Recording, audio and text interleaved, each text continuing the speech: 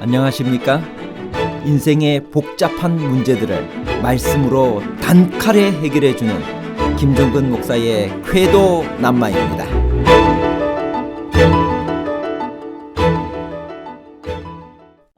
갈라디아 6장 17절에서 내가 내 몸에 예수의 흔적을 지니고 있노라, 이 말씀에서 예수의 흔적이란 바울이 의도적으로 몸에 새긴 문신 등을 의미하나요? 아니면 핍박과 고난으로 몸에 생긴 상처를 의미하나요? 문신과 상처에 관한 복잡한 문제를 하나님 말씀의 가르침으로 명쾌하게 해결해 드리겠습니다. 갈라디아 6장 1절에서 5절에 나타난 바울의 권면은 무엇에 관한 것인가요? 갈라디아 6장 1절에서 5절입니다. 형제들아, 사람이 만일 무슨 범죄한 일이 드러나거든 신령한 너희는 온유한 심령으로 그러한 자를 바로잡고 너 자신을 살펴보아 너도 시험을 받을까 두려워하라. 너희가 짐을 서로 지라. 그리하면 그리스도의 법을 성취하라. 만일 누가 아무것도 되지 못하고 된 줄로 생각하면 스스로 속임이라. 각각 자기의 일을 살피라. 그리하면 자랑할 것이 자기에게는 있어도 남에게는 있지 아니하리니 각각 자기의 짐을 질 것이라. 바울은 갈라디아 5장에서 그리스도께서 피로 사신 자유에 굳게 서서 성령을 쫓아 행하라는 높은 표준을 제시했습니다. 그러나 갈라디아 교회의 실상은 그와는 거리가 멀었습니다. 그래서 갈라디아 6장에 나오는 바울의 첫 번째 권면은 늘 자신을 돌아보고 살피라는 것입니다. 형제들의 짐을 서로 지고 각각 자기의 일을 살펴서 시험을 받지 않도록 하라는 것입니다. 너희가 짐을 서로 지라. 그리하여 그리스도의 법을 성취하라고 갈라디아 6장 2절에 말씀하셨습니다. 여기서 그리스도의 법이란 무엇을 말하는 것인가요? 여기서 그리스도의 법이란 어떤 한 율법이나 계명보다는 그리스도의 말씀 전체 혹은 계명의 정신인 사랑을 의미합니다. 예수님께서도 어느 계명이 크냐고 묻는 율법사에게 주 너희 하나님을 사랑하고 내 이웃을 내 몸처럼 사랑하는 것이 온 율법과 선지자의 강령이라고 말씀하셨습니다. 바울의 두 번째 권면은 무엇인가요? 하나님은 업신여김을 받지 않으신다는 말씀의 뜻은 무엇일까요? 갈라디아 6장 6절에서 10절입니다. 가르침을 받는 자는 말씀을 가르치는 자와 모든 좋은 것을 함께 하라. 스스로 속이지 말라. 하나님은 업신여김을 받지 아니하시나니 사람이 무엇으로 심든지 그대로 거두리라. 자기의 육체를 위하여 심는 자는 육체로부터 썩어질 것을 거두고 성령을 위하여 심는 자는 성령으로부터 영생을 거두리라. 우리가 선을 행하되 낙심하지 말지니 포기하지 아니하면 때가 이름에 거두리라.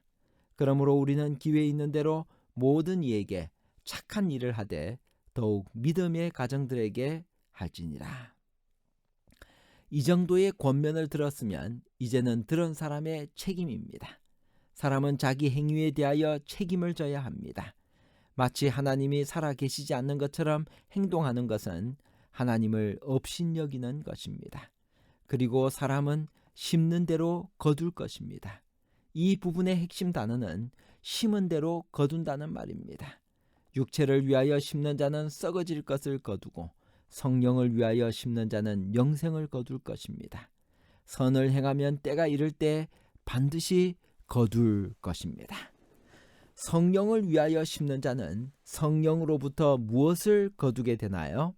갈라디아 6장 8절.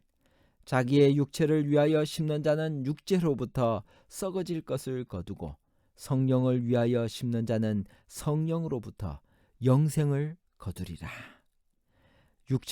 육체를 따라 산 사람이 썩어질 것을 거두는 반면 성령의 가르치심을 따라 산 사람은 성령께서 주시는 영생을 소유하게 됩니다. 영생은 하나님의 자녀에게 주시는 하나님의 최대의 선물입니다. 그것은 하나님만이 우리에게 주실 수 있는 것입니다. 그러므로 성령은 하나님이십니다. 바울의 결론적 권면은 무엇인가요? 갈라디아 6장 11절에서 15절입니다. 내 손으로 너희에게 이렇게 큰 글자로 쓴 것을 보라.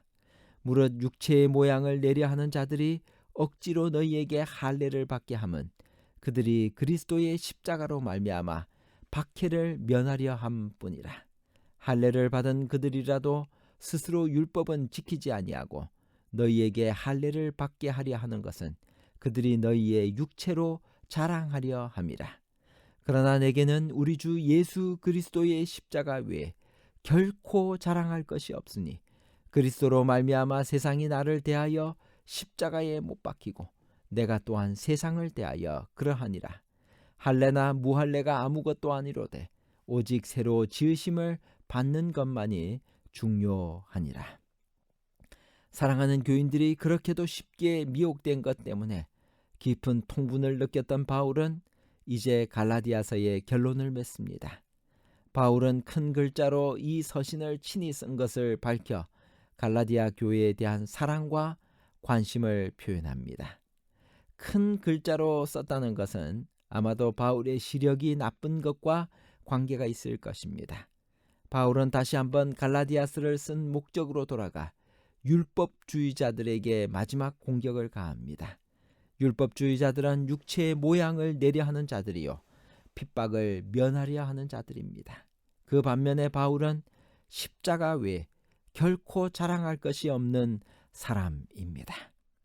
바울이 지니고 있다는 예수의 흔적은 무엇인가요? 내가 가지고 있는 예수 믿는 흔적은 무엇인가요? 갈라디아 6장 17절. 이후로는 누구든지 나를 괴롭게 하지 말라. 내가 내 몸에 예수의 흔적을 지니고 있노라. 바울은 자기 몸에 예수의 흔적을 가졌다고 말합니다. 여기서 예수의 흔적이란 육체의 흔적인 할례에 대비하여 쓰여진 말로 바울이 고난과 고통을 당하면서 그의 몸에 남게 된 상처의 흔적이거나 그에게 있다고 고백한 육체의 가시를 의미한다고 볼 수도 있습니다. 바울은 책망의 편지를 마치면서 갈라디아 교인들을 무엇이라고 다 정하게 부르나요? 바울은 그들에게 무엇이 있기를 바라면서 권면을 마치나요? 갈라디아 6장 18절.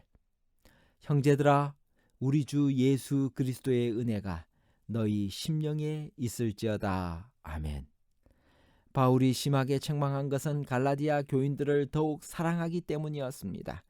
갈라디아 교회는 바울이 1차, 2차, 3차 선교여행을 떠나면서 계속 방문했던 교회들로서 수많은 사랑의 추억을 간직한 곳이었습니다.